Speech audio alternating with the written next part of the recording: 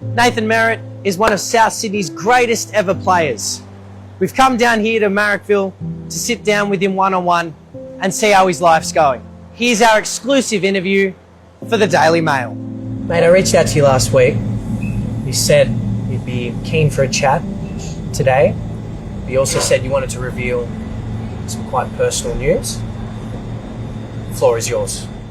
Just recently, for myself, I've been diagnosed with stage 4 cancer, esophagus and liver cancer, so it's a bit of tough news to swallow, but it's got to keep fighting till the end, I guess. It's a tough pill to swallow for my kids and all my family, so, but it's going to be a tough one, but it's going to fight through it. I initially got diagnosed in November for esophagus cancer, and it wasn't only recently, about 3 weeks ago, that I got diagnosed with liver cancer. So I only found out about the liver cancer about 3 weeks ago, and I only found out that it was stage 4. So that's when I found out. It was too far ahead to try and beat it or anything like that. So all it is trying to just maintain it now with chemo, I guess, and try my best to try and stay alive as long as possible. I'll start chemo tomorrow, so I think it's 2 weeks on, 2 weeks off, and that'll probably be my schedule at the hospital for over the next few months going forward, and we'll probably reassess with the doctors after the first 2 months after going for chemo, and seeing how it reacts, see how my body's reacting to it, and see where we go from there, I guess. I imagine in recent times you would have had a lot of time to sit down and reflect on your life as a whole. Is there one specific moment that stands out? I'll probably just, I guess, putting the jumper on for the first time, being an 18-year-old kid, getting to live out my dream of playing for the Rabbitohs. I grew up around the area, supported Souths as a young kid, and I was lucky and fortunate enough to actually play for the Rabbitohs, to live my dream. Who were the main sort of inspirations that led you to that point as a kid? I grew up around a rugby league family, live and breathe rugby league, so as a young kid, I was just entrenched into rugby league.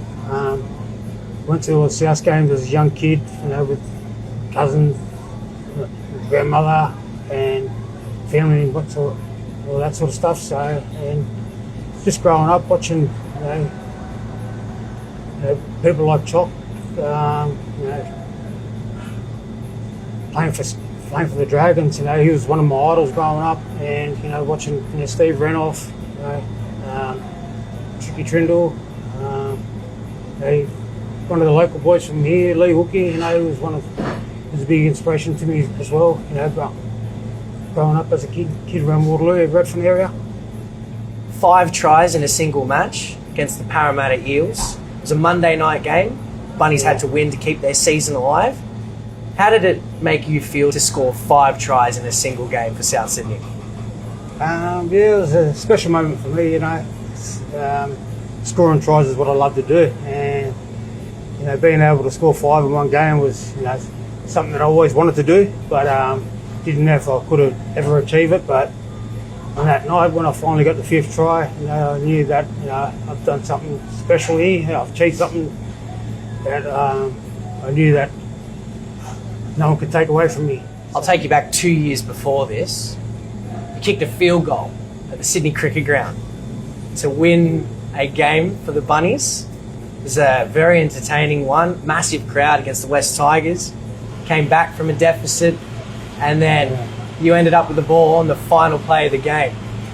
Was that just instinct when you kicked that ball, or was there a thought previous that if you got the footy on the last play, you'd try something? I knew leading up to the play, Wingy didn't want to kick the field goal, so I jumped in beside him and I knew that, he didn't want to take the shots. I told him I was next to him and he threw me the ball and I just dropped the ball and hit it. And I knew as soon as it come off my boot, I didn't even watch it go over. I just, as soon as it come off my boot, I knew it was going straight through the post. I just took off celebrating. One of the great moments of that season for sure. How much did it mean to you to be able to sort of become an inspiration to young Indigenous kids or young kids around the Redfern local area, I guess, as a whole?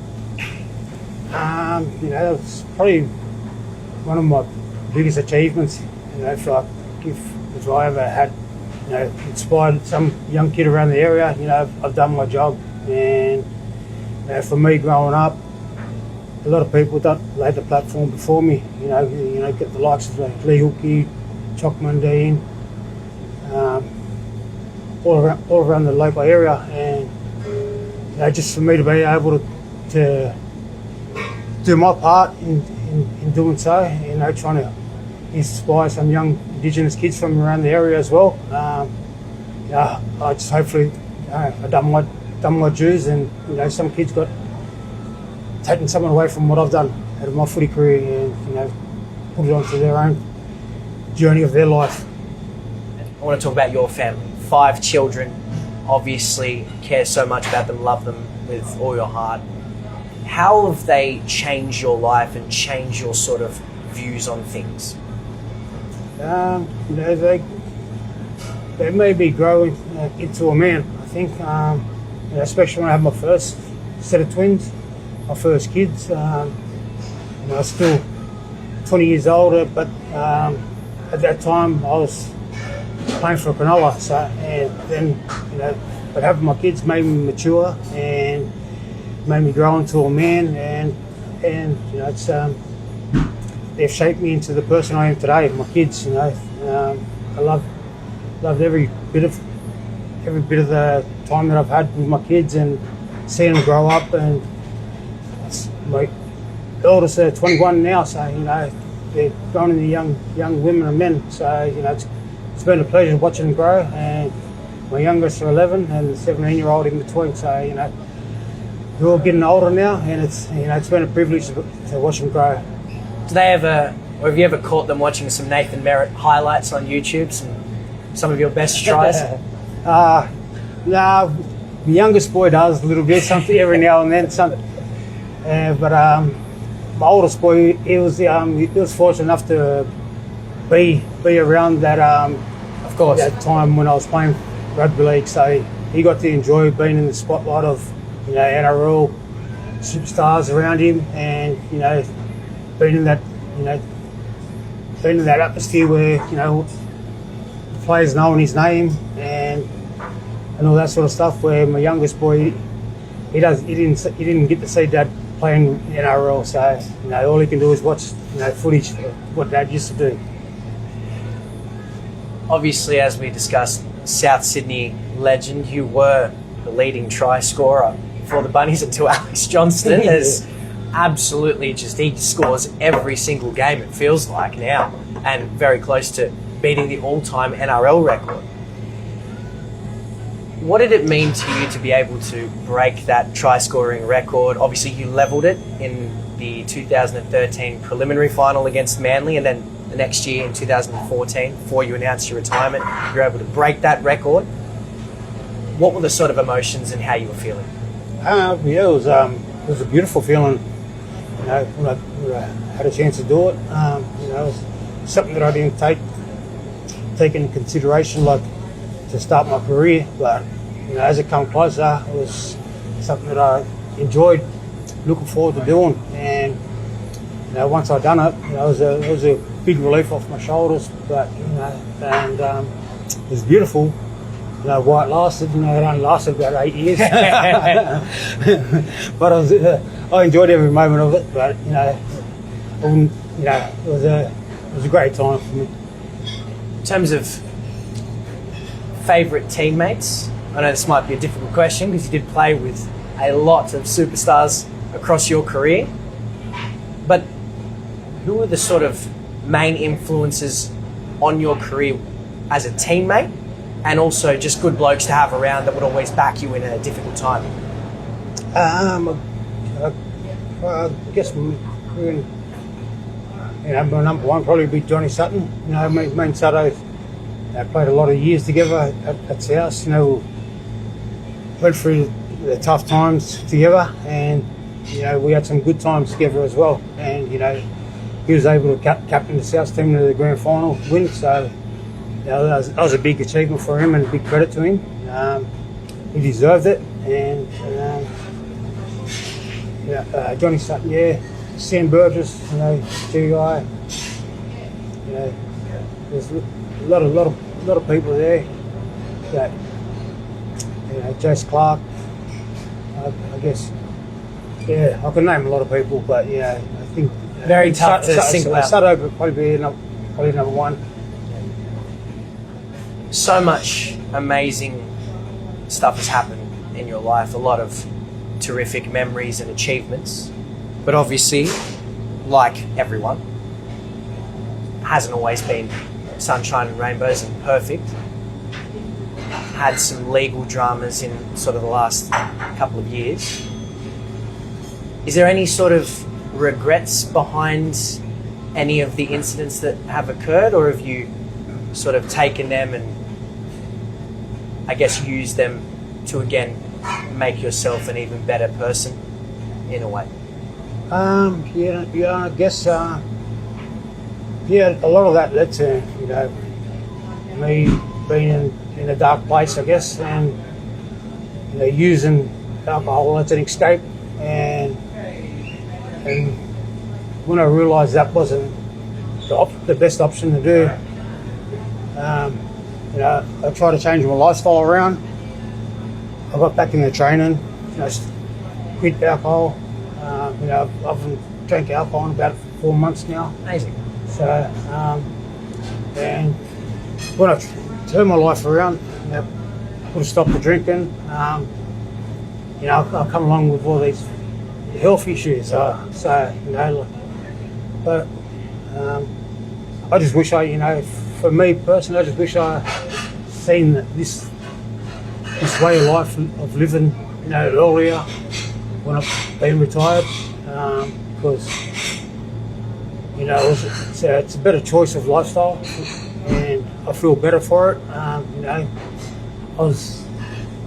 The choices that I've made and the things that happened to me, all that stuff happened to me was when I consumed alcohol. So nothing come good out of drinking, and it was just always bad decisions being made from drinking alcohol. And I wish I stopped drinking,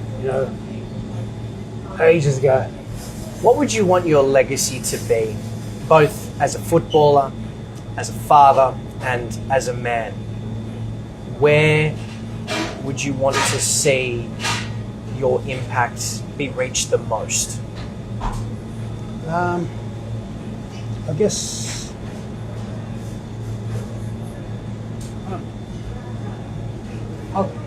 just the young kids of the youth. Just want to see more things for them, and there's a lot of stuff that's happening now, but if we can still keep connected to the young youth coming through, I guess showing them the better way of living life, the healthy lifestyles, and the active and just how important education is as well to your life. And we can just keep reaching to young kids, young Indigenous kids, and keep exposing that to them. I think that it's going to make life a lot easier for our young youth coming up. Just living healthy lifestyles and getting your education. Nathan, very difficult time for you at the moment. We wish you all the best in the coming months, and thank you so much for your time. From everyone in the rugby league world, we wish you all the best. All right, thanks, man. Thank you.